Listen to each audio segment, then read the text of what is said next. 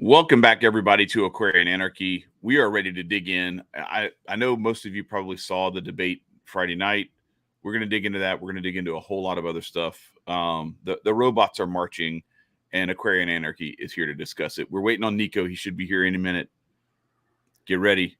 Let's go.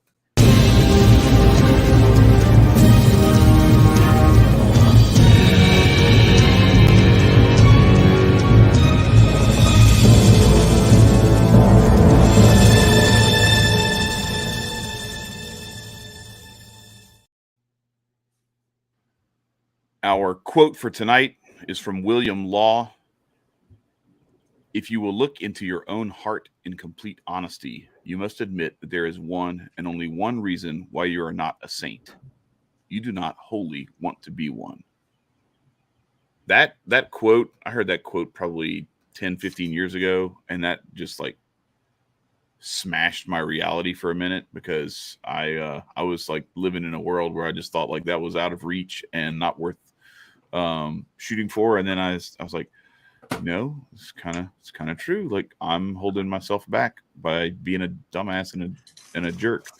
And so anyway, I'm going to try to not be a jerk and let Nicco and Marcus kind of give their feedback on what they thought of Friday night's debate between Hotep Jesus and Cyprian, and then also some of the things going on in the news. How you doing, gentlemen? Great, grand. How about you, Marcus? How you feeling? I'm doing all right, man. I'm a little tired, but hey, that seems to be the the state of things. Yeah, but yeah. Why you got that fake ass iRobot thingy behind you? That is Sophia. That is Sophia. She's shoot. I didn't my bad. Nico's talking in the background on my phone over here. That is Sophia. She is the first robot artificial intelligence that has ever been given citizens' rights by a state, and she was given those rights in Saudi Arabia. So I figured, can we look up the definition of citizens' rights? And given the subject matter for tonight, I figured, why not just go right for the jugular and be like, look, this is what's coming. And you heard Cyprian say it Friday night, that they will have rights when it's a cute girl. And I mean, not my type, but you know, she's not terrible on the eyes if you can overlook the not just bald, but cranium exposed head. So I don't know. Some guys like that. Who knows? Yeah, but yeah, it's wild. That debate was actually like really good for both sides. I see where Cyprian is coming from, and I see where HJ is coming from. I actually am on the ideology of understanding. It's a big ass calculator that just takes shit from the internet right now, and it's just adapting based off of like your input of said device. But that being said, it will have a massive effect on the workplace. It'll have a massive effect on how people move around in the world, as in doing work. Their creativity will be dulled. Creativity will be what? Dulled. Creativity. Oh, dulled. Yeah. Dulled. It will be dulled down if you don't integrate it properly. It will strip away the essence of humanity in a sense. Like, AI is a supercomputer at whim, quote unquote supercomputer, at whim of the regular people, and then people who actually know about this and know like what to use, how to use this. But it's like life. It's polarity. There's great things to this, and then there's terrifying things to this.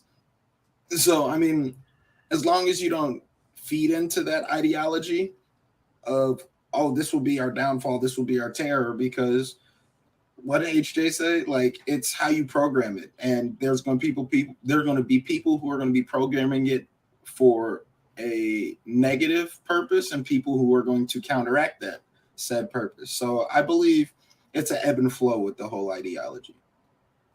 Marcus? So, I want really bad to agree with HJ on a bunch of stuff. I do. I just simply didn't. And I'm with you. yeah, he's still my dog, right? Like I don't want to hold any of that back. Like that's still my dude. So Right, Paul's no exactly. homo. Right, right. I had very similar opinions, but I think Cyprian very well. And if people haven't gone and watched the debate on AI between Cyprian, who was against more or less AI, and No, not more or HJ, who less. It's just period, flat out. right. But with HJ, he had a nuanced four.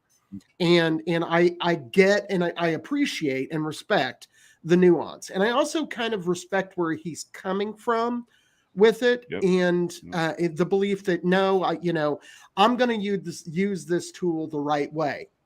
I buy all that to a degree. The problem is that it kind of comes down to what Nicco was just saying, and that is the people that program it, the people that are involved in it. My opinion has been with all of the technologies that we're going to discuss tonight, and it goes beyond AI. It goes into robotics. It goes into CBDC. It goes into it goes into like 15-minute cities. It goes into the social credit scores. All that crap is part of the technocracy. But so all of what I'm about to say applies to all of those things. And that is that technology is a good thing. I think that technology can and should be used for the betterment of mankind. My opinion, I wrote an article for Adam several years ago on technology. And in that article, I actually pushed back because Adam Kokesh, a friend of ours, is who I'm talking about for those that don't know. And Adam is a big techno guy. He likes technology a lot. He likes a lot of that stuff. He spent a lot of time in the beginning of the book Freedom talking about like the asymptotic curve and how like we get, the state uses technology against us, but then we, have access to technology and we actually are freed more by some of it, whether it's weaponry or access to information or whatever the case may be. Correct. But yeah, so continue. Yeah, but that's where he stands on it. He sees it as like an ultimate net positive, even if it's sometimes 2 steps forward, 1 step back, we're still making progress. Correct. And my analysis at that time was identical to that. My analysis now. All of these things are great. I think AI could be a massive tool for humanity the moment that government ceases to exist.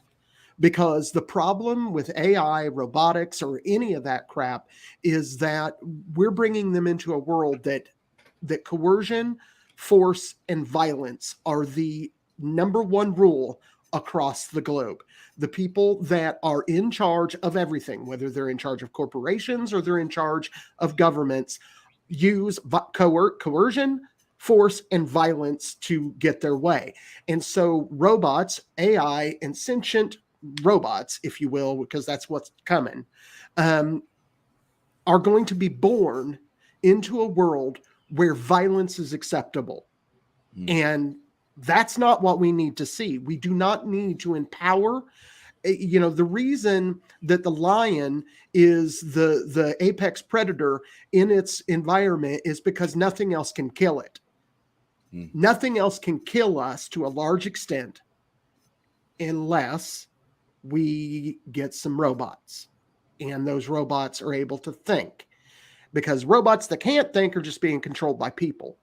So again, we have to get rid ourselves of the state before in any kind of coercive environment that, the anarcho-communists like to talk about that corporations will take over and all that. I'm talking about them ass bags too. The people that want to control you, want to hurt you, want to control the world. We've got to get them gone. They have to be not the norm in the world before these technologies have come into play. More or less, our ethics have not kept pace with the technology. And until we can catch our ethics up to the technology, then this is going to kill us, literally. So there's my opinion. And my opinion did not change, though. It was a wonderful debate. It was one of my favorite conversations I have ever heard. It was a really good conversation. After people are done watching this, if they haven't seen the debate, they should go watch it.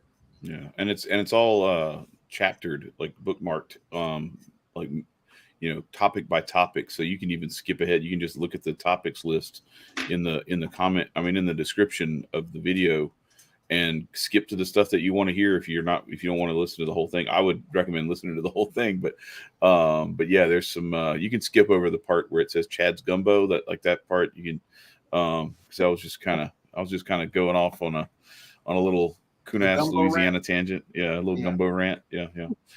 but also Nicco, I liked the gumbo rant too. Yeah.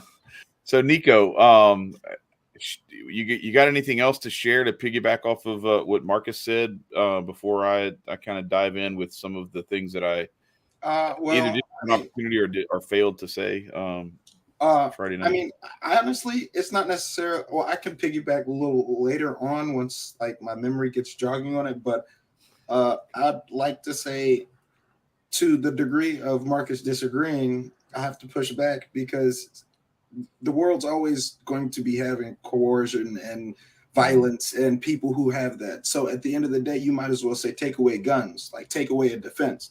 At the end of the day, like, it's not necessarily something out there to defend, but like, people have chances and time to adapt to this. Granted, they had it longer. And then there's people that are like regular Janes and Johns that have been fucking with this longer than the government even announced this shit to people. Sure, I'm not a utopian. I don't believe that we're going to get rid of violence ever. The world will always have violence, but being led by violence, coercion, and force, that we're the vast majority of people, that's what we need to get rid of. And no, I also believe that the genie's out of the bottle. We aren't putting that shit back in. The bottom line is, I really think that this is going to be something that, you know, maybe we wind up, you know, fighting the robot wars. I don't know. I can't, believe it or not, cannot predict the future. And, you know, but I can follow patterns. I was going to say, you get better and better at predicting the future, the more you can actually live in the reality and recognize the world for the patterns that you have recognized all this time, and start to put together the reasons why those patterns exist, because then it helps you to like extrapolate those patterns more accurately. Oh, and I don't know if you noticed, Jimmy had a comment too. Yeah, I heard that. Maybe I'll have to do that at HotepCon. We'll see. I don't know. It's not gumbo weather in August in Vegas, but you know, we'll see. Hey, man, if I can make it there, which, hey, I'm a poor motherfucker, so you never know. But if I can make it there, I want some goddamn gumbo. I'll tell you that. Because I already gave you a shrimp po' boy when you came to New Orleans. So, you did, and it was good. but no, the point is though that no, we're not going to stop this. Unfortunately, you know, one of the things that Chad and I were talking about before we got on here is that Amber and I have been looking into the Stoics again, and I've been a fan of Epicurus for a while, but we watched something on Seneca, and one of the things that Seneca talked about was that we need to stop like spending all of our time in our imaginations worrying about some shit that's coming, right? Living now. You know, when the shit comes, you're going to worry about it then. You know, when it's there and you're fighting it, because fear is a thing. And I will say, shouts out to the Doomsday Preppers. They got so much water stocked up. It's ridiculous. Hey, now I might resemble that a little bit. You know, but no, I really think that you know, that we need to temper some of what we're talking about with hope, with love, because God is a thing, you know, and, you know, at some point, I agree with Scott. He said fear is one thing, preparation H is a different thing. But Yes. but Preparation yeah, H is for hemorrhoids. Fear right. is like something else. I have a fear of Scott and where he needs his preparation H. I'll just tell you. But my point is that you know, we it's not here yet, and we can fight it. And how we fight it is by fighting the system that is perpetually trying to enslave us. Mm-hmm. Again, comes back to the state. I do, since Scott's here, I do want to give him a shout out. I saw him this past weekend. I got me another one that's moving to my neighborhood. Scott's going to move hopefully within a half an hour of me. So I'll have Michael and Scott. Big neighborhood. Well, he's hoping to move closer than a half an hour, but because they're building just outside of the little town I live in, they're building on there, and he's looking at one of those houses, and hopefully that's what winds. I'd love to have Scott 5 minutes from me. We've caused all kinds of shit, and I don't want to ruin what he's going to do, but let's just say that he's not an anarchist. He is a anarchist leaning conservative, and he may be eyeing a certain vacancy in my area. Oh, okay. All right. So, and which will be interesting. But speaking of your area, I found out the dates. My little brother Evan is going to be up your way in Indianapolis in July, like the 27th through the 30th. So I think he's leaving on the 30th. So the 30th is probably out, but like he gets in on the 27th. So there might be something there that, you know, the 27th, 8th, or 9th. So yeah, I will. I'll get y'all linked up just in case. Sure. But what were you saying, Nicco? No, I was saying, don't get Felicia knocking on Scott's door, my boy. Like, right. Well, the thing is, Scott and I have been friends since I was 18. Actually, I was probably 16, 17. We've been friends for a very long time. Damn, Scott's 60? I'm just joking. He is. Scott is probably, I'm guessing, he's a year older than me. So he's about your age. Okay. So he's old. Scott's 16. Oh, since you were 16 or he was 16? Well, I don't know. Since he's a year older than you. Yeah, since you were 16. Yeah. But anyway, we digress. So tell us what you didn't get to talk about on the debate. Yeah, so some of it is that, some of it is just like some things to clarify that I think maybe after I've watched, because I've watched it a few times, because I think it's really important, and there's some people I want to share it with, and I just wanted to vet it, you know, through and through to see like, okay, yeah, everything here is cool and kosher, and I can like show this to these people and show this to these people, and it, you know, also have to be careful about like, anyway, like especially local people, because I'm on screen, and so they'll be like, "Damn, I didn't," and then they're going to start digging some more. So I got to be careful. But anyway, this idea that, and you kind of touched on it a little bit with the ode to violence and coercion and that sort of stuff. I think that it's less my fear anyway, or my concern, I should say. I'm not really afraid of it, so much as concerned, because I'm concerned a little bit about myself, obviously, because like we're all susceptible to temptation and being drawn into stuff that is not in our best interest.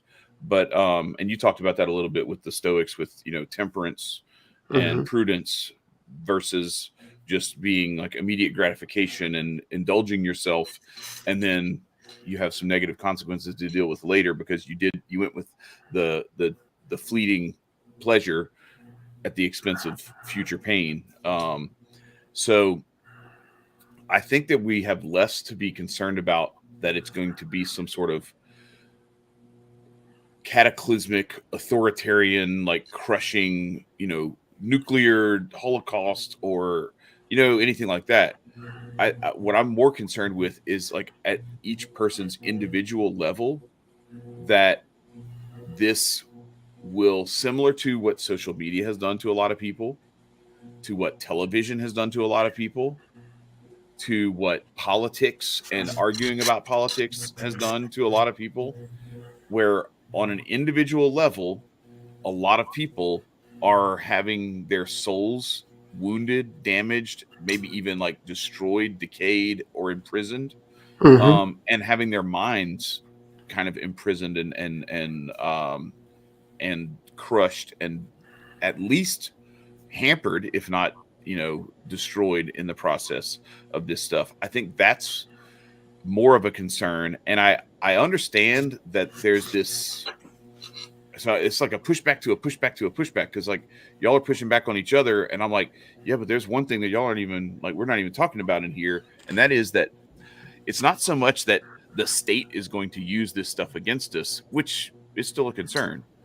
What I'm looking at is like, what is behind the way that this stuff moves and directs people?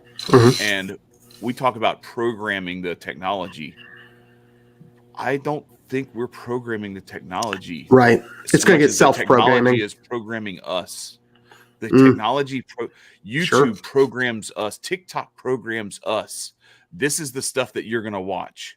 Oh, you clicked on that one instead of that one? Okay, cool. Now I'm going to send you some stuff that may be enough like that, but it starts to steer you in a direction I want you to be steered. And it becomes, so there's that. And then there's also, the more we get into this, where we are training the algorithm to give us what we want more, like, no, you missed the mark on that AI. It needs to look more like this.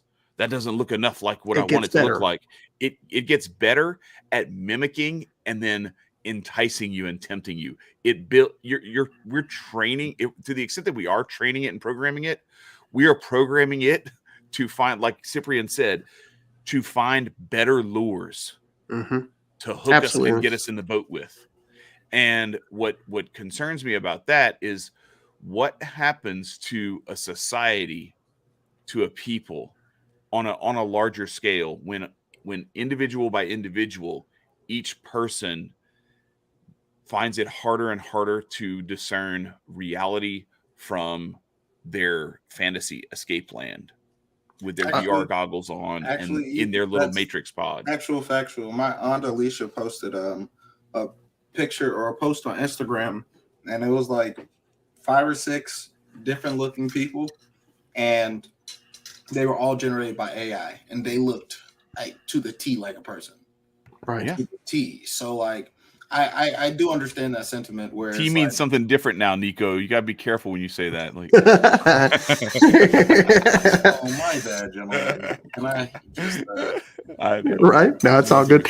And with that real quick, right? For sure. Nicco's quick with the trigger. But yeah, no, I believe that it does have a very, very close like ability to like catch us in a loop, catch people in a loop, and then drag them deeper into it. And that's due to our culture and our short attention span. So like, it's not going to get any better, like, especially with this now. But there is some hope. I mean, a glimmer of hope, if you will, to the degree that there's people like us talking about this and like bringing up the conversation to make people aware. You can make people aware, even though they'll still be dumbasses and still do the same thing. Yet I believe that having more discussions on it and how to properly steer this big ship would be better than just like attacking it with like fear-mongering things and then just getting overran by the entity itself. Sure. And I don't even think, though, that it needs to be as far down the line as what Chad's talking about. I mean, they're already, this is happening so fast. The AI is growing so fast and learning so much so quickly that I don't even know that we can control it. And no, we can't. And if people, so we have to be able to do what we can do. You know, we're only seeing the part of it that they're letting us see too. That's the other part of it that everybody needs to be very careful about, is like, and what are you doing? You're feeding information to Big Brother. You're feeding it your ideas, your thoughts, your wishes. Is there a way to jailbreak it? I mean, they have people that are doing they're supposedly doing their little personal Jailbroken disconnected versions. from, well, no, it's disconnected from the internet or whatever. Like you downloaded it, you can have it on a local PC, and it's just like doing stuff based off of the database that it has or whatever. But what I'm imagining here is, all right, so back to that Big Brother thing that I was talking about on the debate. Like you're staring nonstop at Big Brother, and Big Brother, you can't keep your eyes off of what used to be the TV. Well, now it's your phone or your computer, whatever it is. Maybe even your TV still at some point people are going to be doing AI stuff on their big screen TVs or whatever, but or your VR goggles, whatever the case may be. And there's even some augmented reality stuff where people are like hold up their phone and like it tells them, it gives them like suggestions of what to say. It's like you're playing a video game almost. I've seen some of these people do this stuff. And when you have stuff like this thing right here, a robot that you can tell to go wash the dishes and do all this other kind of stuff, it becomes this dependency to where it's like, oh, well, she washed the dishes. What if she'll do some other stuff? And then what if she'll do some other stuff? And then some iRobot shit. That yeah. And I don't, and again, I'm not as, I don't think that I think we're missing the lure if we're waiting for the big net that's going to come in and scoop us out when we're swimming and biting at the lure. Yeah. Yeah. Because that's what it's the woman in the red dress in the Matrix that you turn around, you look at the woman in the red dress, and there's a gun. That's when the gun's at your head. It's like, well, you fell for the lure. Like it wasn't that like the AI attacked you. The AI just waited for you to walk into the cage and then close it behind yourself. Yeah, and you've said this before. You said it the other night, but you've said this before that we're talking about Brave New World. We're not talking about 1984. And I watched Tim Pool and Alex Jones and Luke off of We Are Change having a discussion last night that's similar in some ways to what we're talking about. One of the things that they were talking about was when they start using, because this is related, it comes into the technocracy, but they were talking about social credit stuff, and Alex and Luke were talking about that, they're going to do these bad things and these bad things are going to happen and this big bad thing is going to happen. And Tim was like, no, that's not what they're going to do. What they're going to do is they're going to, and again, I'm crediting Tim Pool because I thought this was brilliant. What they said was that they were going to, or what he said was that they were going to, like, they weren't going to say, okay, Chad, you can't buy at the grocery store no more because you're an anarchist. Fuck you. That's not what they're going to do. What they're going to do is they're going to, when you go and you're an anarchist and they don't like the things that you have to say, the things that you do, the things that you're buying, when you go buy a thing of chips, that chip's going to cost $3. When statist A goes and they buy that thing of chips, it's going to be $1.50. And that's the kind of thing they're going to do. They're not going to hard roll this in to where you are starving to death in 2 days, because if they did that, then they'd have chaos, they'd have rebellion, they'd have people flipping the fuck out all over the goddamn planet. But if they slow roll it, like it'll start off with something, and this is me, not Tim, but it's going to start off with, like, I don't know, putting a tax on meat and eggs in New York City that just happened. Yeah. So that's the kind of thing that they're going to do. They're going to choose, if you eat the bugs, then you're good. And the same kind of thing is going to play with AI. They're not going to give complete control. You're not going to get Elon Musk's brain chip. And just to be clear, for those that think that on any of these subjects, Elon Musk is going to be their savior, his dad was one of the people that founded the idea of technocracy. Go look it up. And he is not a good guy. And when he came out and said, I'm going to do my own AI, oh shit. Yeah. And a lot of the stuff that he's kind of doing is this weird sort of, he tells you that he's fighting the same people you're fighting. No, he's not. While he's building the solution that he's setting you up to choose, that means he gets more control and more attention and more of your money and gets more power for himself. The other thing is, and the other thing is, I wanted to so he took over Twitter, and before he did, they had a few different folks, where they were going through all the different things that they were trying to do for, the trust and safety from Twitter, right? Where they're banning people and all that stuff. Well, they came up with, instead of shadow banning, what we're going to do is we're going to do this thing called heaven banning. And so again, to your point about like that pushback that Tim gave is right, that you're more likely to see this bot army of people telling you how great you are, how smart you are, how, oh yeah, facts. And it's all bots, and it's not real people. And you're thinking like, look at all the likes I got on my tweets. Look at all the retweets I got. And it's no real people, and no one else is seeing this stuff. And it's just a little pod that you have been siloed. You've been dropped down a tube, and you're talking to the walls, and the walls are high-fiving you and patting you on the back. And you feel like you're in heaven when you're actually in hell, because that's what demons do. That's what Satan does. Is Satan tells you, no, like what Cyprian was saying, appears to Saint Nicetas of Novgorod and says, no, you're good. You're so good. I'll pray for you so you don't have to pray, so you can devote your time to studying the Bible instead. Yeah. And he only studies the Old Testament and none of the New Testament. And the demon is over in the corner pretending to pray when he's not praying at all. And this is the kind of thing where it's like these bots, these little bot demons are liking your tweets and retweeting your tweets. No one is seeing them. You're in a little box that you're isolated from everyone in the world, but you feel like you have friends in mom's basement. Right. I think I agree with you. And I also think that what Jimmy says here is extremely important. He said, even more important, they will know who isn't using it. They will want to know how or where you are getting your food around them.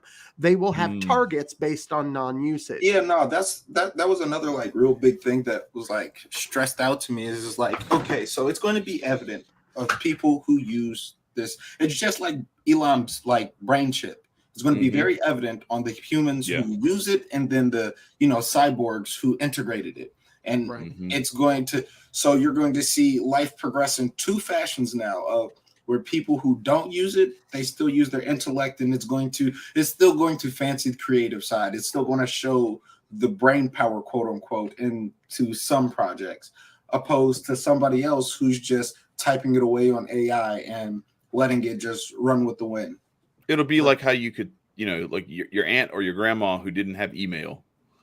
And you're like, what? You don't have email? Yeah, it's the same with me and my grandmother. Like it's two different points where like we talk about like how to use the iPhone, and then there's some grandmothers who be just whipping out the iPhone. Yeah. And, hold on, grandbaby. So like you will see the divergent in the usage of technology again, but it's going to be hyperinflated due to how quickly the AI can access certain information.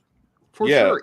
And I think that's okay. I think that HJ nailed this, not in the debate, but when he was, and I've mentioned this before, but when he was on with Josh Smith, he said that they are going to bifurcate our economy. They're going to bifurcate the planet 100%. This is how they're going to do it. They're going to, you're going to wind up with two classes, and there is going to be, if it happened tomorrow, I agree that they need to slow roll this or they're not going to do it. But this whole thing with COVID does not give me a bunch of happy feelings about how they're going to, because they've managed to really fucking just destroy my faith that humanity might say, go fuck yourself, because they got the majority of people. I will grant you, I think the number of people that opposed the nonsense with the pandemic is larger than they want us to believe. Yeah, that's true. But still, the vast majority of people bought it. Wait, well, I would like to double back on even though we perceive the vast majority of people have gotten it, that might be a fat ass facade, because I think so too. Yeah, because I think there's a you lot look of people over who in are France, hiding their real thoughts on it. Yeah. you see that like majority of the American people don't know what the hell is happening in Paris. Mm-hmm. But if you're part of said certain networks that exploit those things, I think there's a bigger number, and it's just the fear mongering tactics. Propaganda win this war. Mm-hmm. Yeah, you're right, and I hope you're right, Nathan. That's my son, Nicco. I hope that. Right. I hope you're right. I hope that people are more awake than they appeared to be. I certainly hope that's the case. But either way, there's a bunch of zombies out there. Oh, plenty. There's too many, but it's on our day-to-day like interactions that we see. But you also have to check around, like, this is only a very small fragment of the world that we see. You only see, like, throughout your week, you may see like at least 50 to like 150 like new faces. But that doesn't mean like you will have like a much more in-depth talk and getting inside their brain. Now, you will most definitely figure out who's using AI and who's not. Like, especially when you're talking, like, if you're talking about logistics and going into things, some people won't even be able to do it. Oh, my AI did that. And therefore, you see on the internet a whole bunch of kids getting caught up using AI to write their paper. You don't even know how to use chartreuse in the sentence. Like it's getting caught. And therefore, I think even while people are getting caught, I think we're gonna it's up to God. Say it. What were you gonna say? I was going to say, like, it's going to come to a point where people adapt and like actually use it in a better sense. But like Marcus said, there's plenty of zombies. But the conflicting point at that moment for me is that, like, I don't know shit. So like, I can speak on it, but what would the good uses be though? Is so like I get like the thing with like how he's talking about making his YouTube membership thing, but it's like, okay, I mean that's I think you could have Googled it and looked it up and been like, okay, well, let's use this for this word and use this for this word, and then you know what I'm saying? Like that's another thing. I think that this also has the heavy ability to change and recreate history, and it's going to be scary because I believed in the AI just like how I believed in somebody over there, like told me that you don't even need to like tie your shoes, so I don't tie my shoes. And therefore, history gets restructured where a whole bunch of Neanderthals aren't tying their shoes and tripping and wondering why. Yeah. So that's something that also concerns me. Yeah, and I think that though that we've kind of, in a way, missed the point. With going with what Hotep Jesus was talking about, just because you can do something easier doesn't mean you should do something easier. And there's a reason why labor matters, and there's a reason why that the American people, they're fattest people on the planet. That's because we have learned, we don't walk anywhere. We don't ride bikes. We don't do that. We just get in a car. Even if like I have a little Dollar General here in town, I don't go walk down. I could, but I don't. I get in my car and walk and drive it's the state of convenience that Americans live in. Yeah. And so I don't even know that we'll know the outcomes, the damage of that. Yeah. That's what I was saying. Like, we're already in a shortcut society. That's why it was so easy to pull off the demic the way that they did. It was scare the shit out of everybody because nobody exercises, nobody's eating healthy. So scare them because they know they eat like crap. And so they know they're obese, diabetic, have emphysema, have COPD, whatever the case may be. And they're going to be super susceptible to, a little, sniffle bug or whatever. And then what's the fix? Some magic injection that we just came up with last week. Like, right. The cure is here. Yes. Give me 7. Give me Right. all of them. You know, Yeah, like that We're was an also entire dumb. box. That was also dumb. Like, did we not go through history and like every No. one that they came through? It took 7 to 10 years, and they came out with that less than 2. And we're shoot, like, it took oh, it took we've 70 years advanced. for some of them or longer. We've Yeah. it's 7 to 15 years, I believe. Yeah, yeah. And Well, I'm saying like the polio thing was like polio was already pretty much gone by the time they actually finalized that thing, and then they just like stuck the flag in the ground, like, look what we did. Like, Right. all right, congratulations. Like, So no, this is. I mean, this is a tricky like thing to deal with because you can applaud it in some manners, and then like you can be disgusted with it at the same time. It's. Yeah. I think it's exercising the right proper discretion when utilizing this tool. This should not be an everyday thing. This should just only be a tool. But, Sure. And it's only to kind of dovetail off of that. This is only one of their tools. Yeah. The AI is only one of the things. We haven't even dove into like robotics. You know, when and remember, these things are going to be coupled. If you don't think that they're going to have AI and the dogs that they've got running around Boston right now, no, it's Boston. Boston. Yeah. If you don't think they're going to Boston within 10 Dynamics years, that's making them, isn't it? Yeah. I thought it was MIT. in Boston, the city. It may be Boston, that Boston, the city bought it from Boston Dynamics. I don't know, but I think it was Boston, the city, that bought 2 of them. They were showing one of them what they were using for the fire department to go through, like where there was a cave in or some crap like that. I saw an article. I didn't read it, but anyhow, when they start coupling that, and then they say, oh, but these are better police than our police force. We can't hire no police because what do you know? People don't want to fucking put their boot on people's throats. Police officers shooting people and saying, oh no, the police are doing something bad. Why don't we introduce something that is not biased? Right. Yeah. It'll just make even dumber decisions because it won't have any intuition. Exactly. Like the ones that happen are awful, and they demonstrate like the poor intuition or like the misreading of certain signals. I think a robot is going to misread, is going to always think like, yeah, it's going to shoot first and ask questions later. Mm-hmm. The only thing I would say is that they could, like, if we were doing something with robots, you could severely dumb it down to where it shoots at the last possible resort because it's not worried about dying the way that a cop is. A cop is super worried because he's flesh and blood, regular old human. That robot, you got to come at it with like a couple of sledgehammers to get it. But it's not going to take long where people start snatching them robots off the street and start hacking into them. Yeah, no shit, bro. It's and if we think for a moment that the police are going to be the worst thing we see, we're not paying attention because DARPA's look right for sure, and the robot mech thing they had in the original one against RoboCop. You know, these things.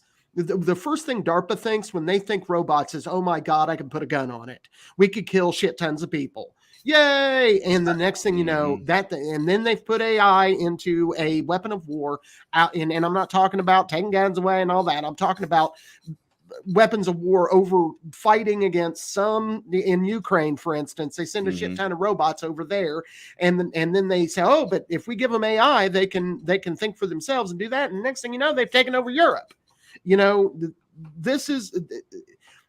we need to get a handle on this shit yesterday. We you know, you think if people can't get over a common code, you think they'll be able to handle technology? Come on now.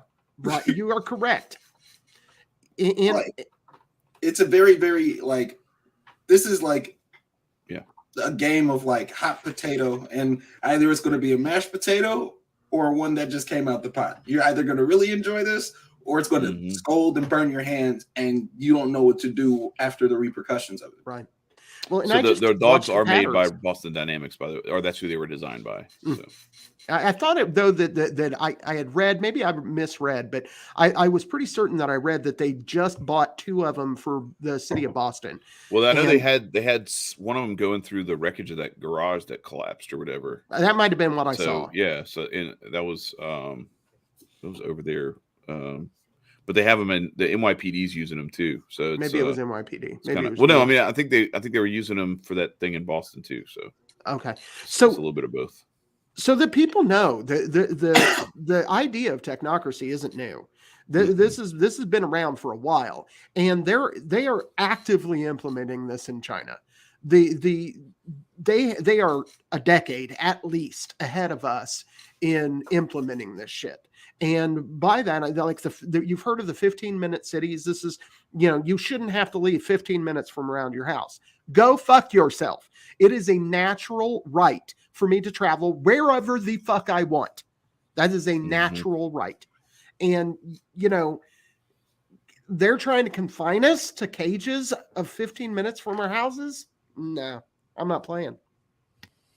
I agree with Dutch here that the cat is out of the bag, and I think so. While I can respect your heartfelt sentiment and hope that we would somehow put the cat back in the bag, or stop the cat in its tracks and kind of reverse the course, I think back to what I think we talked about more at the latter end of that debate is I think the biggest warning and the biggest I don't know, I guess advice or action item or whatever that I could give to people, and this is where I have started to kind of dedicate myself, is prayer and repentance, and praying for discernment, and starting to get into what really anchors you in reality, anchors you in your spirituality, because that's the only thing that's going to keep you from falling into one of these rabbit holes where you don't know what's real and what's not,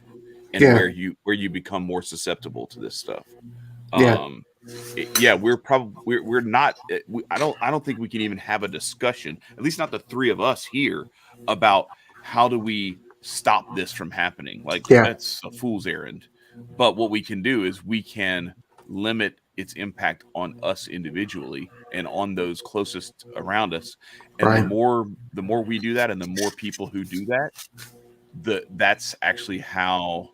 So what I was saying about that, I don't think it's this cataclysmic, there's going to be a nuclear bomb that's going to destroy humanity because of this, or that the robots are going to all attack us and kill us and they're going to take over the world like that. That's not what I think is the danger. The danger is more that we all individually put ourselves into our little matrix pods and go happily to sleep like Cypher and just plug ourselves back in, or plug ourselves in to begin with. And the more of us who don't do that, the more we prevent that cataclysmic, apocalyptic, whatever type of dystopia, more than cataclysmic. With ending everybody's iPhone addiction. I would agree. Yeah, I think you're right, Chad, and I think that the answer to this is the same answer that we have to the state in general, and that is build your community, build your relationship with God, be close with your family, start working on the shit that actually matters. Yes. The thing is, you with your garden, and Nicco doing his studies on getting certified and all this stuff for some of the construction stuff that he's doing, that stuff, to be able to have a contractor's license and those kinds of things.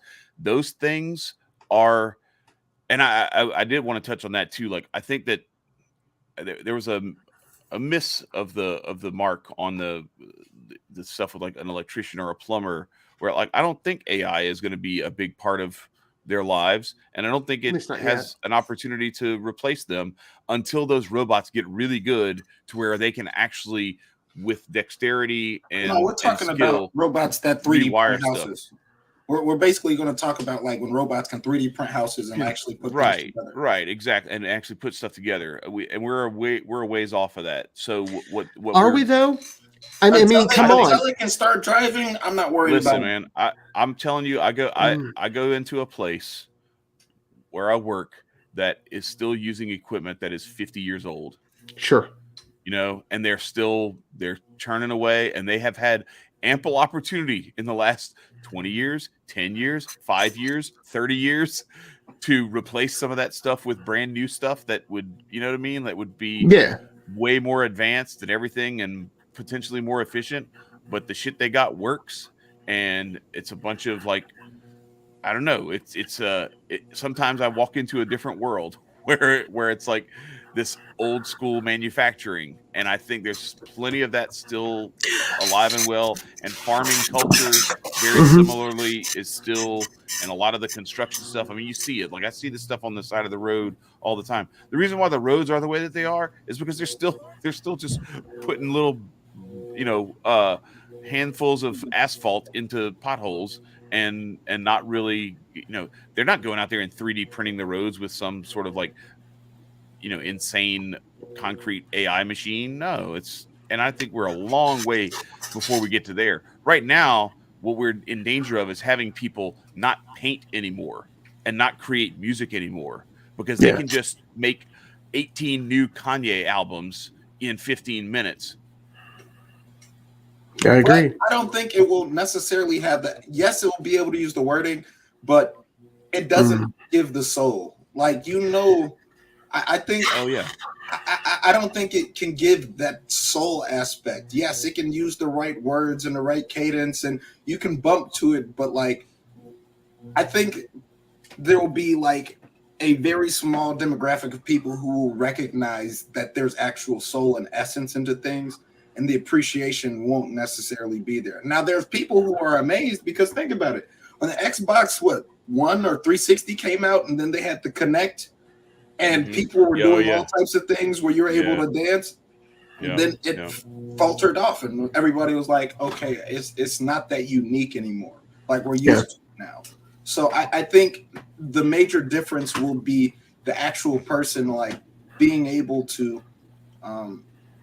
show their soul and essence. It's going to be a very competitive market, like it's not already is, but like I think like it will be able to be more distinguishable, if you will.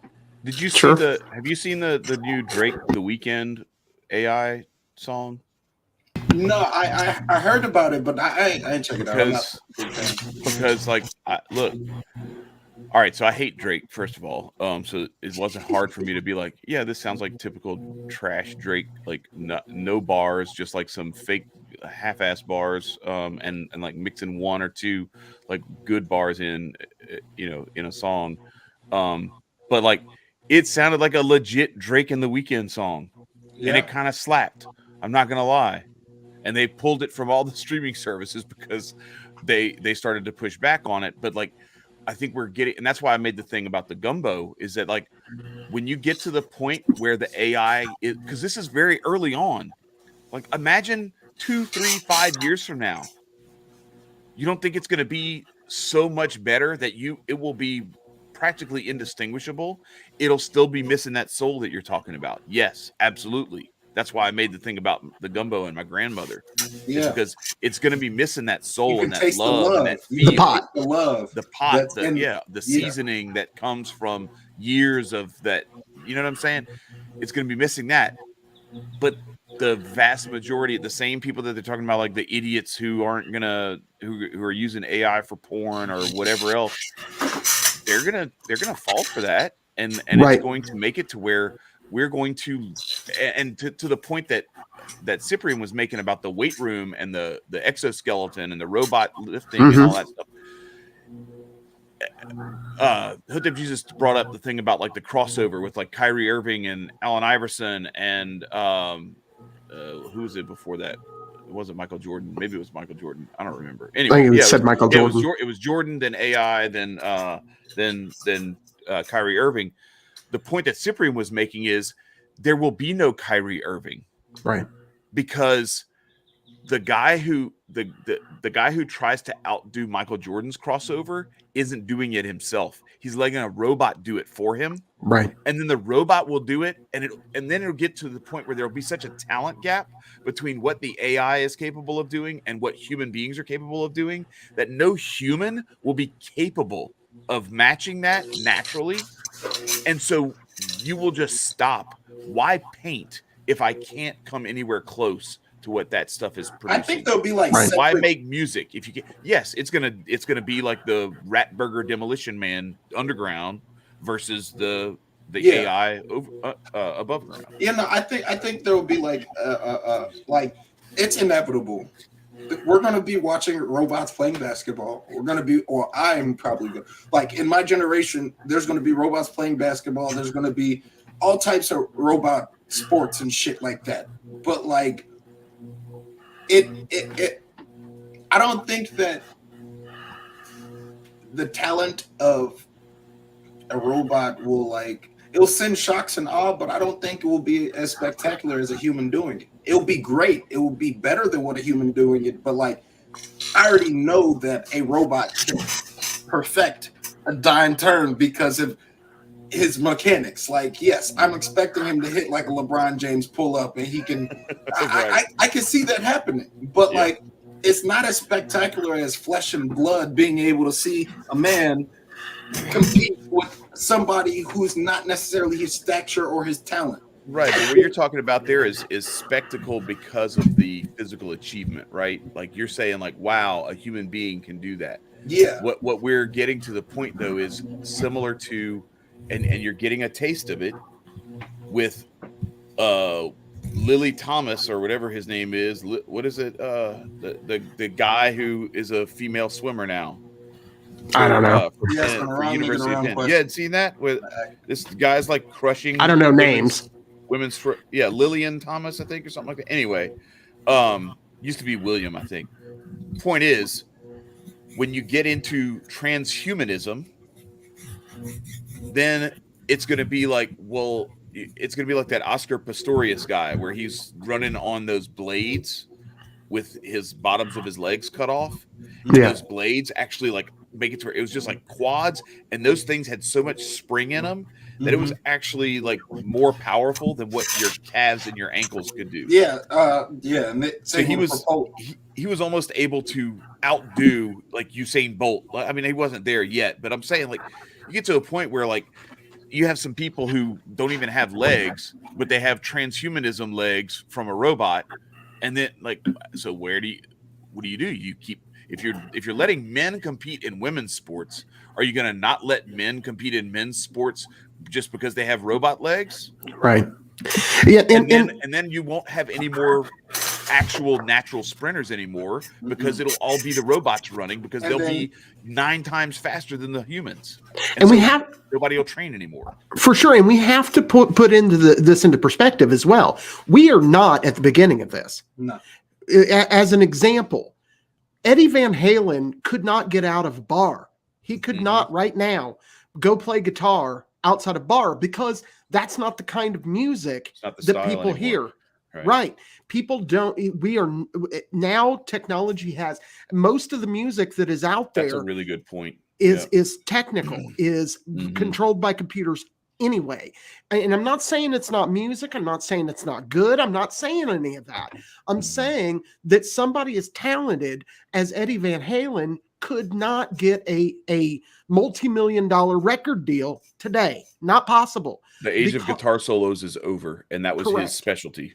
Yeah. Right. And that's just one example of where we're at in the spectrum. A lot, how many of us, I'm guilty. My cell phone, I use it every day. I used it for work today. I mean, it is a tool that we didn't have 10 years ago. I worry when I go to the store, that Dollar General, and didn't realize I had left my phone at home. Yeah, right. You know, I freak out. How many times when I was a kid did I go to the store a billion times and cell phones didn't exist? You know, and you survived just fine. But now it's a fact that how calamity if you crucial it leave is. without it. Yeah. How crucial it is and how much information that it holds and all of the things that you necessarily need to function in this life span. Like, if you don't have a phone or a wallet, you might as well be living off grid.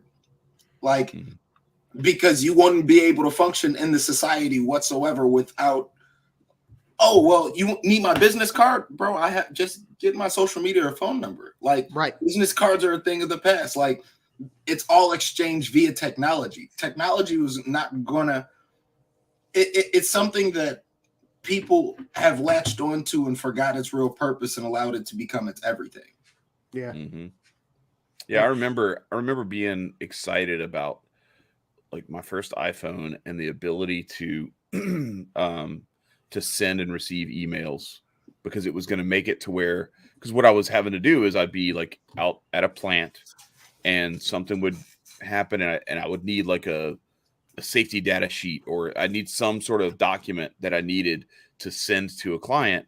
I'd have to get in my car, drive back to my hotel, get my laptop out, get on the Wi-Fi, or even before that, you know, put the phone line into the side of the computer and dial up, get on the internet, go get the document, email it to them, pack my stuff back up, go back out to the plant, be like, hey, did you get it? You know, right. and then no, sure we need to bring back, this is why we need to bring back messenger pigeons. Right. So it went from me being like, oh, this is going to be such a huge help, to now, like, I'm a slave to what this thing can do. People expect immediate response. Oh, dude. Because they know I've got my phone on me. Yep. So it's just like, hey, why didn't you respond yet? Like, because I was busy and I had my hands were wet. I'm like, pause. I deal with liquid, you know, chemistry and stuff at work. Okay, wow, he works in porn. No, but I'll be like working on a pump or something like that. Hang on, pause again. But anyway, it's a mechanical machinery. Yes, thank you. Gosh, I'm digging myself a giant grave. I do want to say, like, real quick before it goes too far, this shit was hilarious. Sketch said he saw an Alex Jones "I Kissed a Frog and I Liked It" AI generated song, and he said it was pretty funny. Yeah, I'll bet. And I'm going to back up real quick to Cash's Cam, and the fact that he doesn't have a record deal is a crime. I'm just saying. Mm-hmm. Just saying. I don't know. He won't be alive in mainstream. He's just going to get his spins. Yeah, if he can get his spins and get his own own stuff from he's going to have to get it from YouTube and get some other ways to get his. You know, he won't go through a record label, but then they won't rob him blind like they do everybody else. Right. So it's one of those. Freedom is it's a difficult thing, but often it's very much worth. That's what, if you look at, like, that's what Kanye was trying to do. That's what Big Baller Brand was trying to do. Like, LeVar Ball, for all of the things that you could criticize him about, I will never criticize him for trying to create an apparel empire for his 3 NBA sons. That man's to be able to live off of. My youngest one has a pair of fresh mellows he got for his birthday, and that could be Big Baller Brand mellows instead. But instead, they're giving that money to Puma. Yeah. So. And I want to kind of return to the whole idea of the technocracy and how we can, like, fight against this.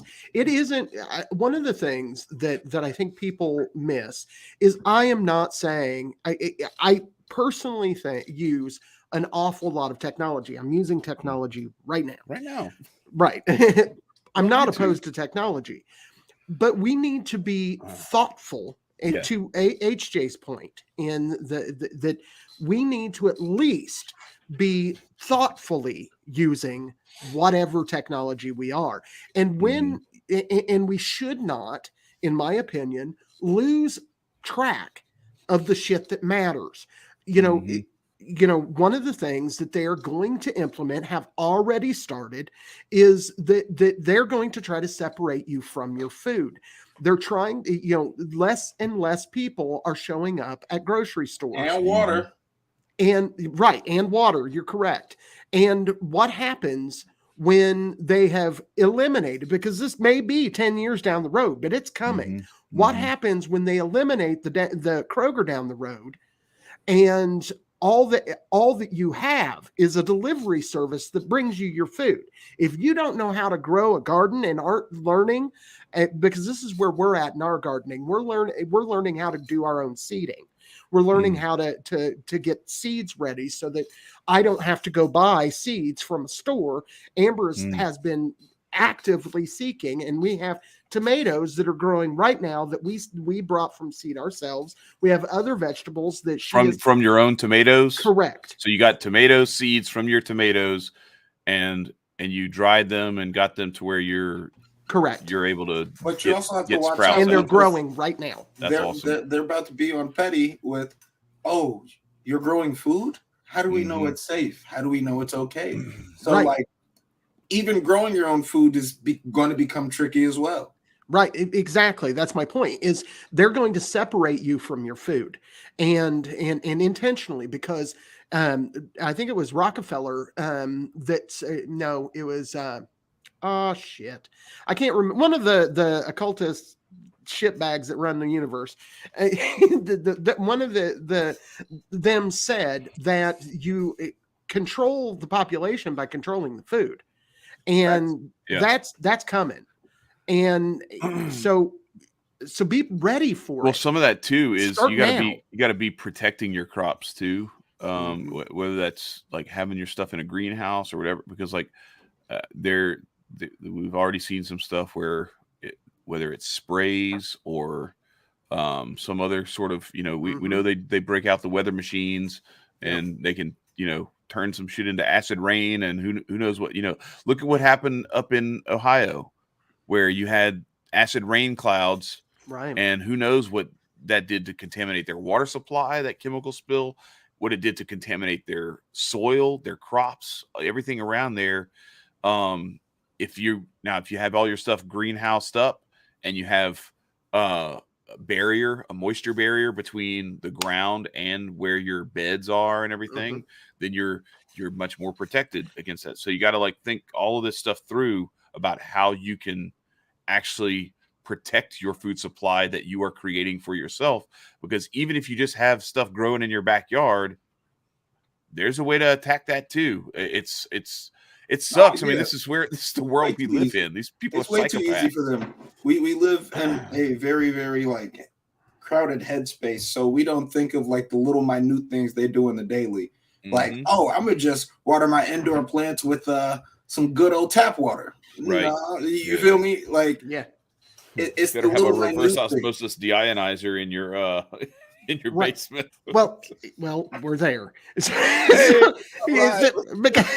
Because one of the things we acquired this year, thanks to my beautiful wife, and you'll notice my wife's so much more of a genius about this shit than I am. But she bought a thing for our water hose that filters our water. And so when we're spraying our shit, when we're spraying our shit off, you be spraying hose, Marcus. Yeah, she does. She takes good care of my hose.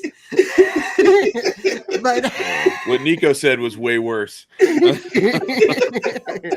but no, I mean, and people might say, and I've heard this 1,000 times about a bunch of different things, is it's a lot, and we got to do a bunch. You know what? We started with buying a few plants, setting up a little fence behind our this is years ago, but setting up a little fence, and then just doing the little bits here and there, and we added. I've only been gardening for probably around 7 years at this point, and we have 2 relatively good-sized gardens. We had enough canned goods that we literally last week used the last can of tomatoes that we canned last year from last year's crop. We just used it, and we're starting into garden season now. Is it enough? No, it's not. Are we going to get a greenhouse? Yes, we are eventually. I earlier on said that I don't have a lot of money, and I am managing to do this. And it's not, and gardens aren't the only solution, just to be clear. Mm-hmm. You know, there are lots of solutions out there, and it is all about making the same thing that we say to fight the state is the same thing that we can do to fight the technocracy. And that is to be self-sufficient, to be able to take care of yourself so that when they do all this shitbag things that they're planning to do and have said that they're planning to do, this is not a secret. They have said that they're doing it. They have said that they're trying to hack the human brain. They have said that they're doing this. All we've got to do is not participate. That's it. Stop. Draw a line and don't fucking cross it. It's that simple. Get control of your life.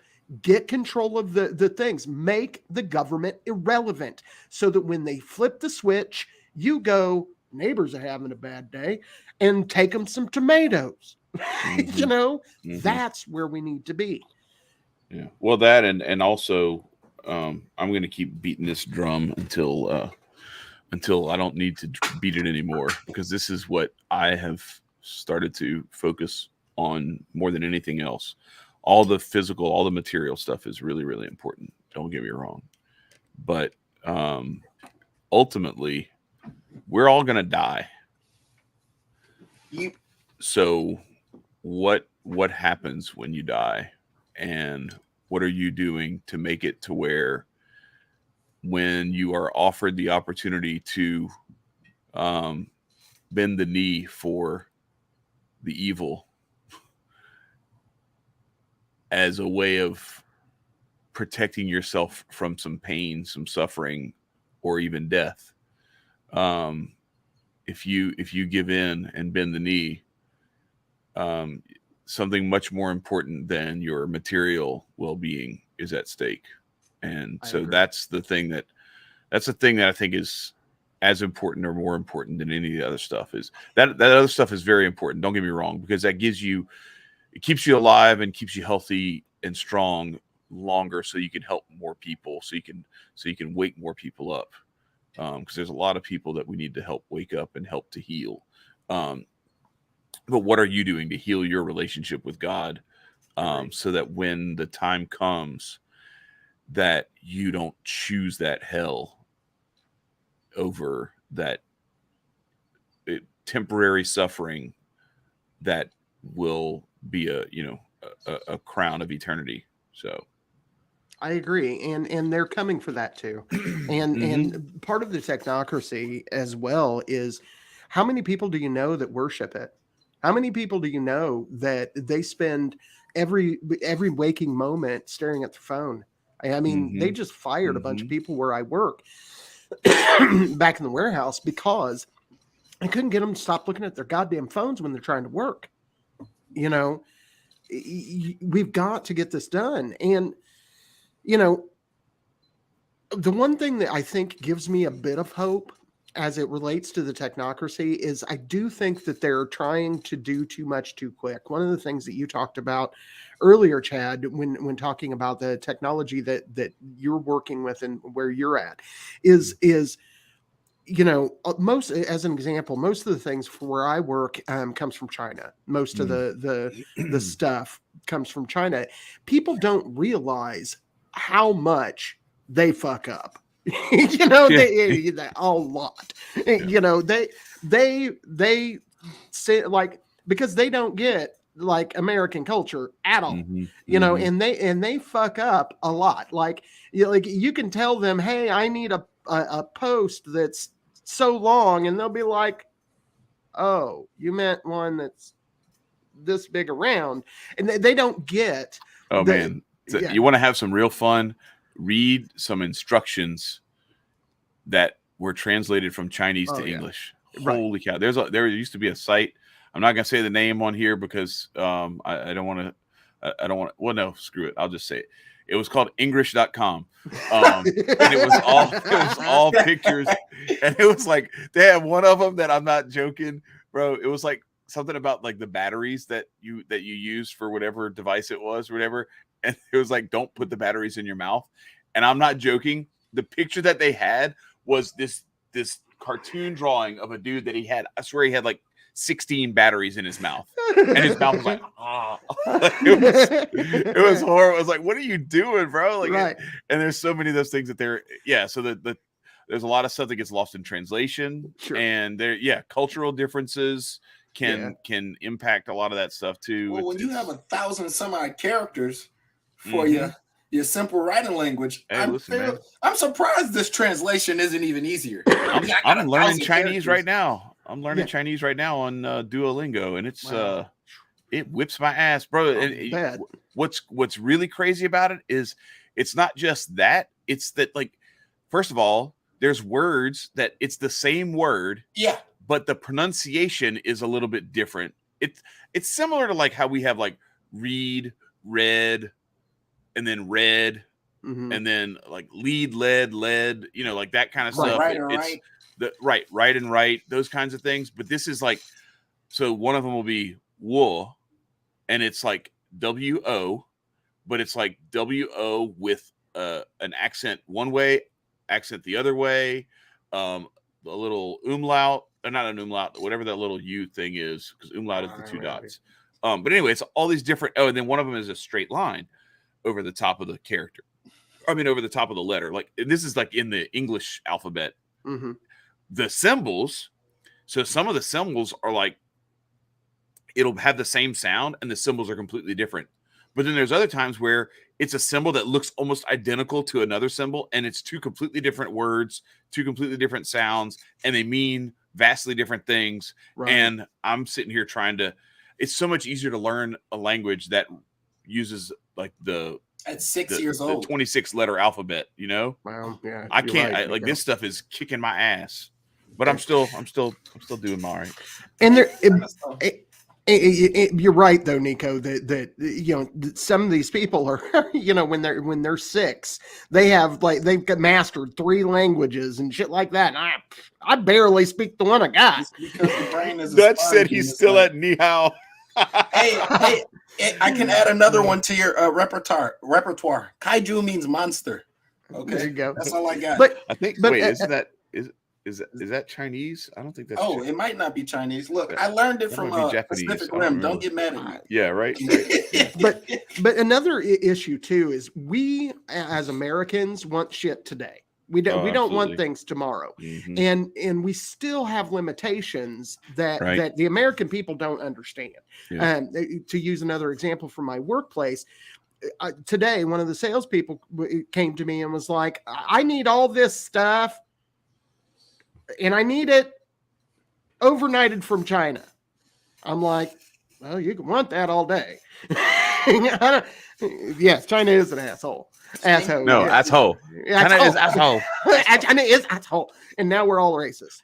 But no, we're just quoting that very funny meme. Right, for sure. But no, the American people do not understand that you can't just drop a piece of paper in China and overnight it to the United States. We cannot do that. That is not possible. Bro, that shit might be in a harbor for 6 weeks. Yeah. I'm not even joking. Our lead time, if you ordered something today from there, our lead time right now, minimum is 10 weeks. Minimum. And so now we can get it expedited, but that cost, like, one little bitty thing costs $1,800 to expedite from China. This stuff, and people don't get that's going on, but that actually works in our favor. The fact that we can't do that, the fact that it takes some time, the fact that the U.S. government can't just ship ships across the planet at a whim. They can't. They don't have the ability. That helps us because it makes it to where we have some time. But again, that time will draw closer and closer and less over time. Now is the time to begin acting. Nicco Taiwan sketch. Oh, slightly proficient, my boy. That was Okay. that was do you live in Taiwan sketch? Because he said Taiwan agrees. I'm just wondering, like, Yeah, no, Taiwan is getting invaded by China very soon. China, and I mean, we're supposed to be talking about tech, what the word is, but yeah, no, that shit not looking good either. Taiwan is like one of the biggest phone producers out here. Yeah, so like if they go big, if they go big on Taiwan and like run it over, and they can control majority of the phones. Mm-hmm. Hey everybody, now you have a Chinese phone, and you have to use WeChat, and you gotta, yeah, it's not looking pretty. Yeah. So to your point about like the old school kind of stuff. So this is, I don't have like notebooks, but I always carry, I have a pen and a Sharpie in my pocket at all times because I'm constantly writing stuff. Like I have to write in Sharpie on some of like equipment and things like that. And like, I'll write on like a tote bin of something, like where the level is, so that like the next day I can come back and see how much it moved over time. But I also carry, this is my hack. I get these My man's little, going back to Blue's Clues. I get these little index cards that have a spiral binding, and then like they're perforated. They're perforated, so like I can use it as like a little notebook, you know. But then if I want to pull one and just have it as an index card to carry around, so I'll make lists and stuff, because I do a lot better if I write a list out like that and then just check stuff off as I go than if I make a list on my phone in an app and then like go. It's just not as, that piece of paper, I carry it around with me, and I constantly check back and look at it. And I don't do as well with, it's crazy because I do so much other stuff on my phone. I rely on it for so many different things. And that's the thing too, that was kind of interesting, you know, back to what I was saying about like the email, how I was so excited that I was finally going to be able to like save myself this trouble, right? Like it was a lifesaver to have a phone there where I could just be like, oh, you want that document? Here it is. Boom, boom, boom. And it's sent, and they could get the email and then they could use it. Well, now that I've become kind of a slave to my phone and to like people's expectations, but then also like notifications, and shout out to Hotep Daryl, who I still occasionally like keep in contact with. Yeah, I miss We haven't Daryl. seen him in here. He's gone like off grid. He still watches and listens to the show when he can, but he actually told me, he's like, look, you need to go through, this is what I did, it's a huge help, go through and purge your notifications, like turn off notifications to everything that isn't like absolutely critical, because otherwise you will be a slave to like that. Oh, what was that ding for? What was that? Yeah, that dopamine hit, that little. Well, it's that, but sometimes it's also can be like a cortisol hit where it's like, oh shit, what was that? And I actually dealt with that a lot when I had that episode with the hacking and everything a year ago. Was, man, I had like really bad PTSD about that stuff. Like every time I was like a Vietnam vet when the fireworks start going off, man. Like I would hear. And I'd be like, oh, who stole my phone? All right. Like it was bad. It was bad. And so I think that stuff really helps. What is that? Text faster than a sophomore. That's not true. That's not true. Bro, my kids though, holy crap, man. It's and they have the thing where like you swipe on the thumb. Hey, swipe saves lives. Thumb on it. Swipe saves lives, man. I have it enabled, and I still never use it because I always forget that it's there, and I just sit there and I do this, that or I voice text it. So, I want to bring that up because I'm glad Cyprian made this distinction, because there's a difference between using a database to look stuff up or using something like autocorrect, or that's not the same as saying, hey, paint me a picture of, I don't know, Gwyneth Paltrow that looks like the Mona Lisa. And then it does that for you, and it just generates this thing. when you start getting into those kinds of things, and then you start telling it like the one you saw the one guy who did like hey, I want to have 1 million followers on Instagram in 30 days. Tell me what I need to do. Tell me what I need to do. And it just obeyed every command that ChatGPT gave it for how to grow its and it's like, all right, man. Like, and that, so did it work? I mean, he just started it, so I don't know. Like it, but the point is that like so much of this stuff, the more you get into it, and I understand that there's a sense that you can keep the genie contained, but once you start asking it for wishes, and then it gives you and I'll say like I did it. I went into Midjourney or into like, so they had a thing on Discord where you went on the Midjourney Discord and you could type the prompt into the Midjourney thing and it would send a message back or whatever. So I did that, and I kind of felt like I was Frodo putting on the ring. Mm-hmm. You know when Frodo puts on the ring and he sees the Nazgul coming at him, and then they stab him, and like all hell breaks loose, and he's never quite the same after that. Yeah. Mhm. And he doesn't put the ring on anymore after that. Right. Except by accident, or like at the very, very end where he gets his finger bitten off by Gollum and kind of disappear and shit like that. It was right. It was that kind of thing. Like, okay, yeah, it does cool parlor tricks where you can disappear. It also shows your soul to the enemy. Mm-hmm. And that's what I was saying about like desires. The Big Brother thing. Like you're telling like, no, ChatGPT, not like that, like this.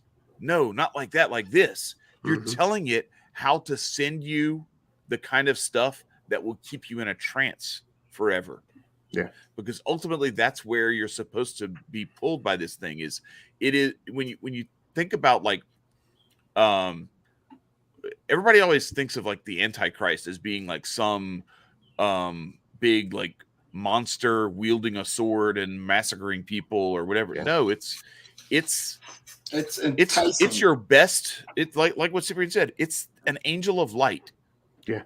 It's going to appear as the thing that will solve all your problems. I still think it's right. It's Matthew McConaughey. Yeah, no, look, bro. And there's some other stuff that Matthew McConaughey has done since then that it's like, oh my gosh, man, this is so sadly dead on. It's crazy. And I remember when like the Texas LP was trying to get Matthew McConaughey to go, give a speech and because he was saying some semi-libertarian-ish things. Just be very, very careful because this is it's. I think it's less like having the One Ring. I think we haven't seen the One Ring yet. Yeah, I agree. What we have right now are the 9 rings that were given to the race of men who are doomed to die. Right. Agreed. And that power that they give us will eat us alive and have us killing each other. Yeah. So. Dude. Exactly. I don't know that it can be said better than that, to be blunt. And that's what we're looking at. Don't take the 7 rings. Don't take one. Mm-hmm. Leave that shit alone.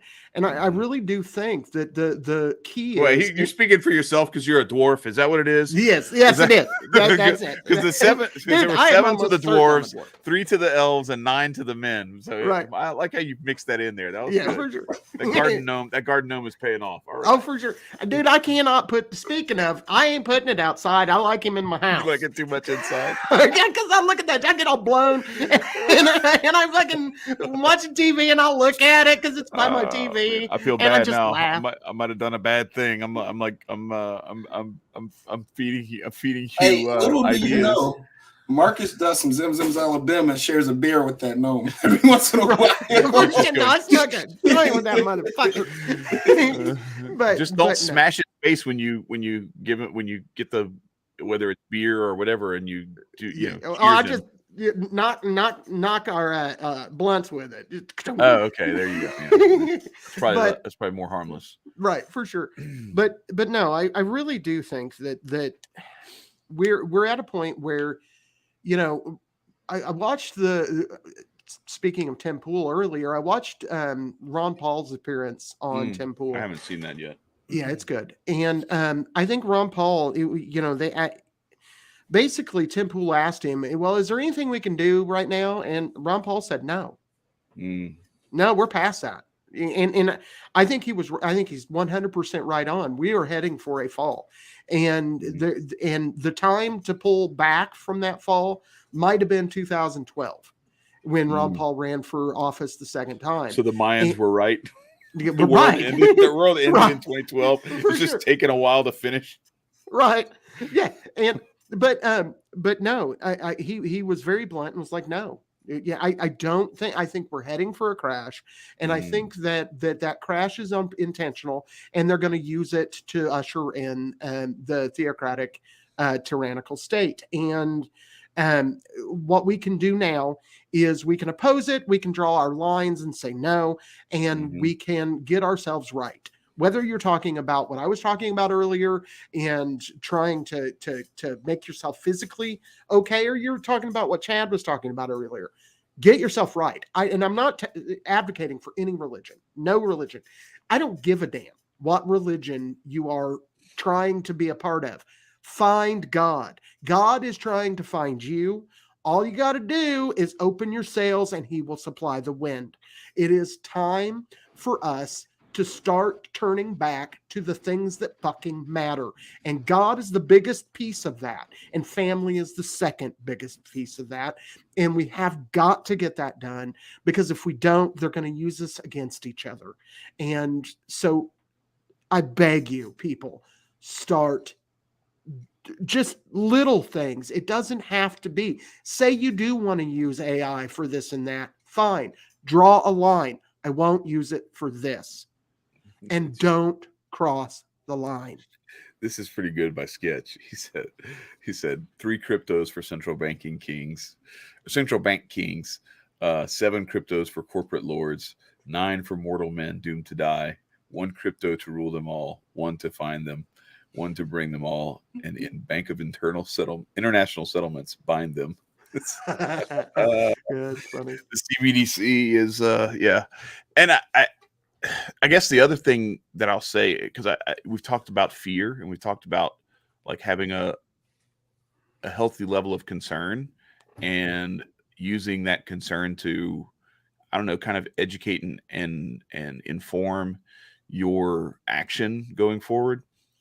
I would also say that, to Marcus's point, like the more you seek God and seek, like the scripture says, seek ye first the kingdom of God and its righteousness, and all these things will be added unto you. There's great hope in the, and it may not necessarily be here on this earth, but at the very least, what we should be doing is not letting this turn us to despair, because gleefully pretending like this is all fine and good and that nothing bad is going to come from it. And that's one of the things I really appreciated about what Jesus kept going back to, is like, yeah, this is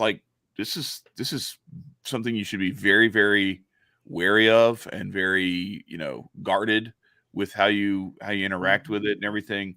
Yeah, absolutely. Like this is something to be very cautious around and careful of. I'm avoiding it, but everybody's got to make their own decisions about this stuff.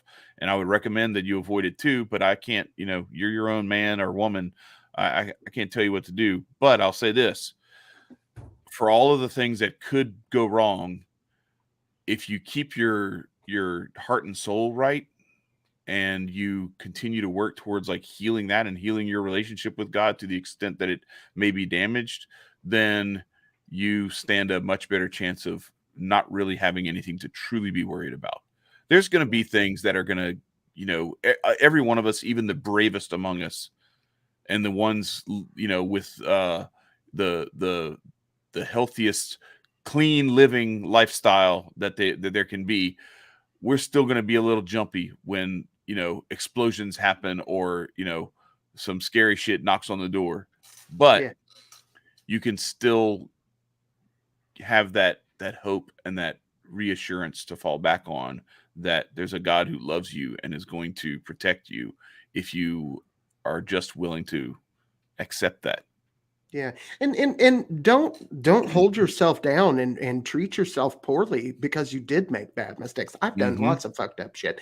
And you got to realize too that Jesus, even Jesus, when he was there on the getting ready to die, he said, Lord, let this cup pass from me. And trying to die. He's like, ain't there another way? Right. And so yeah, definitely. Back to Matthew McConaughey. He was like, I mean, I'm willing to do this. And I'm not saying you have to save me from this, but it'd be a whole lot cooler if you did. Right. Right. For sure. Oh, shoot.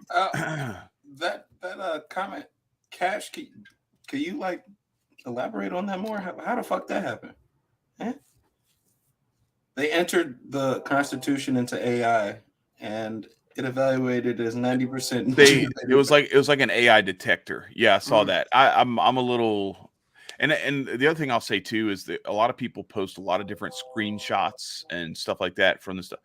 And I'll say this too, for like, shout out to Kamar because there's been some things where I've pointed some stuff out and he's like, yeah, I went in and I dug a little bit more, and actually like the person who got ChatGPT to say whatever that was had to like spam it with like a certain series of questions and pushbacks to finally force it to say that. Now, that thing I said about the God is dead thing, that was somebody, and some idiot in the comments said that it was like my wife's boyfriend. No, it's a female, but anyway, it's not my wife's girlfriend either. But anyway, this was, I would like some promotional messages around Valentine's Day for their business, right? And it was like, give me some good captions for Instagram posts for Valentine's Day. God is dead, just out of nowhere. Yeah, like that's a real one that actually happened. I've seen some of this stuff, so I don't know the validity of this, the AI the AI detector, and whether it actually did say, and even if it did, like, how the hell could ChatGPT have helped write the Constitution in 1776? That's, or not 1787. The Declaration was 1776. But anyway, I'm more interested in Cassius Cam's other thing that he said about what Tim Pool owes HJ an apology for, or that he's going to have to answer. What did he say out of pocket about HJ? Because that piques my curiosity. Not gonna lie. Well, while we're waiting for that, if anybody has made it this far and they are not subscribed, please subscribe, share this. Please, yeah. And go to Rumble, go to Odyssey, watch us someplace other than YouTube. We're going to continue being here on YouTube. That's going to happen as long as they let us. Yeah. But I'm gonna make an AI clone of myself. I will always be here. Everybody will get to have Nick be on podcast on time. I might just have one just sitting like this, just like pause me in frame while I'm running late. But be wary of this technology. Be understanding of like what it can do, how it can alter and affect your lives, the people around you, and have genuine conversations with people and how they perceive it, so you can figure out when this shit really drops and everything really becomes really AI animated. You can like navigate yourself around those set parameters, so you don't get caught up in a trap or being completely, I'm not saying y'all are useless, but like feeling completely useless in a very technocratic world and lifestyle per se. Yeah. And if you'd like this conversation and want to know more, I also suggest, one, that you do watch if you haven't seen the debate between Cyprian and Hotep Jesus and Chad moderating, you certainly want to go check that out. I also would like to put a plug in for, as I often do. James Corbett does an excellent job at covering the technocracy in detail and pieces of those at corbettreport.com. Speaking of which, I will send you the link so that we can put it, so we can add it to the description. But there's somebody who reposts on YouTube Corbett's video stuff, and so they actually did a visualized with like video and pictures and stuff like that. The article, there's a video now of that article that we had from the Corbett report about I don't know, like the technocracy. What was the? It was, oh no, it was the fifth generation warfare. Yeah, I saw that, and I would love to.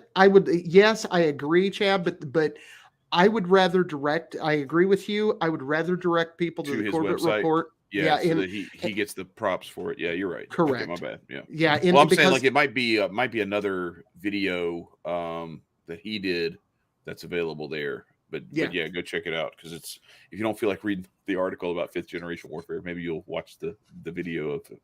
For sure. Of it. But no, that was a great breakdown of how this stuff is used against us. And you just got to keep your head on a swivel and stay true.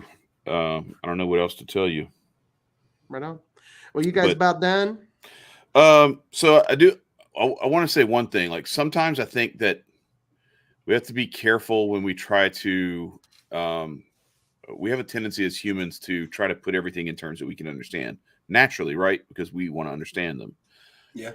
I think when we're talking about things like heaven and God and the mystical, the stuff that we have, that we don't have like hard empirical tangible evidence of, because it's kind of like, because we were talking about the thing with like the when HJ was like saying that God has titties and all that stuff. I'm like, that's honestly like that's a. I'm with HJ like, on this one.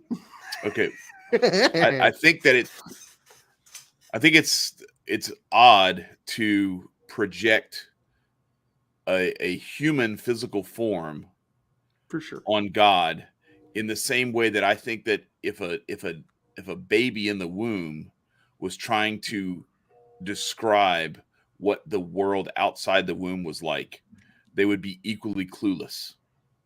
Agreed. So I think it's funny to talk about in that sense, but I think sometimes a measure of recognition of we just don't know what that's going to look like, and I don't think it means that I'm gay if I think God is a man when he has revealed himself and you know, his son has called him father and all this other stuff. I don't think that's, but anyway, the he fucking burnt your ass, dude. He did. He burned your ass. He pissed you off when no. It's not that. It's that to me it's a very it's a very simplistic take to project the same way that like, oh yeah, like the idea of the 72 virgins. Like, right. Do you really think that like it's back to the womb. It's like, man, I bet the amniotic fluid is going to be great when we get born. Right. You know, like, or maybe there's no amniotic fluid anymore and it's a whole different world. Right. And it's some shit that you've never even imagined because you've been in a womb this whole time. And it's not just going to be a bigger womb with more space and different tasting amniotic fluid. Like, the idea of like sex in heaven is like the idea of what kind of gum am I going to chew while I'm having sex? Mm-hmm. Like, no, like I'm not even thinking about chewing gum when I'm, you know what I'm saying? Like, it's a whole different, like, you're talking about like some infantile kindergarten shit and projecting it onto something that is otherworldly. Agreed. I know. Yeah. So that's all I was saying. I'm sure. No, it doesn't. Why would it bother me? I don't. Well, I still think it was hilarious when he did it. Oh yeah, no, it was. I mean, it was funny, but I was like, well, I don't like when I go talk to my dad. I'm not like, hey, Dad, let me see. No, that's not. You know, like right. So sure. thinking of God as Father does not mean I want to have sex with him. Well, That's not the. It's weird. It's just, for sure. And not to get into a big long tangent, but that is actually one of the like, I don't see God as a father figure or as a mother figure, really. To me, it is, and again, I think I'm with you that all of these concepts are infantile compared to the infinity that is God. yeah, But it's us trying to put him in our image instead. Correct. Yeah. Again, all of that's true. But for me, in my limited scope, I kind of more tend to agree with like the Jewish ideas of the Shekinah, and that that it's more of a love affair. That in the Jewish tradition, we're the Shekinah, the people are the Shekinah, and God, which is the lover of God, and they're trying to make it to God. I actually prefer it the opposite way because I'm a man, and I like to think of God as my lover, and I can find the reflections of God in physical pleasure, and by physical pleasure, I'm not just talking about sex. I'm talking about all kinds of physical pleasure that are actually genuine pleasures. And I find that analogy better for my personal uses, and that's why when Hotep Jesus said that, I went, yeah, I'm with you. Yeah, I can understand that, like having the idea, if you're thinking of the relationship in terms of more of an amorous relationship, that it would come on. I guess it would feel weird. I guess I think of it more in terms of the it's a different kind of, it's a love that transcends that, where we're not even like, that's again the stuff that you're talking about, like the physical pleasure, ecstasy, bliss, those things are a foretaste, a foreshadowing, correct, of what will be something, again, back to comparing a baby in the womb to what it's like. Like, how would you explain to an unborn child what sex is like? Right. It's impossible because they don't have a reference. Right. So how could you explain to humans walking around on the earth what heaven is like? We can't, because eye has not seen and ear has not heard what God has ready for those who love him. So I don't know, and I'm just living the dream. For sure. Well, guys, this has been a great conversation. I've enjoyed it thoroughly. Do you guys have anything else you want to add? All in all, just use everything with the proper discretion. Like, everything bite sizes. Don't overdo. Don't fall down a hole. Like, just keep your eye on the prize, and most definitely just keep working on yourself and growing. I actually did have a moment, actually a couple of moments, and it's like the same recurring thought was I would complain. Well, this is when I was off psychedelics, and I'd complain about like human nature, like worrying so much on technological advances that we haven't even fixed shit between ourselves. And this right here will be like the real test of like how people will be able to interact with each other. So do your best on being your best at interacting with your kinfolk and interacting with yourself and getting to know yourself even better. Even though you can be grown or young, just get better knowing yourself and knowing what demons could snatch you, because AI, she's a tricky bitch. Let me tell you, like she could be really tricky. So keep your head on a swivel, but don't consider this the end all be all. Like, live in the moment, do what's right for yourself, and ye shall pass. Like, that's it. That's all. For sure. I think Chad, do you have anything? I was just gonna say, share the channel and ask the people you share it with to subscribe. If you aren't already subscribed, why not subscribe?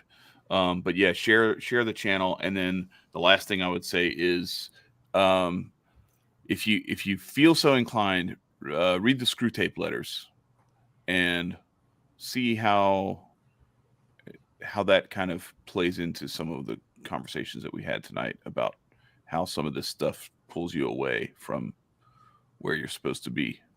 where you're supposed to be going, because For sure.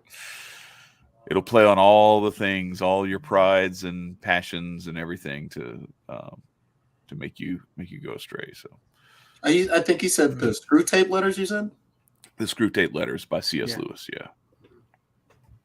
All right. Well, it's been great, guys. And the number one thing you guys need to do out there is stay free. Peace, y'all.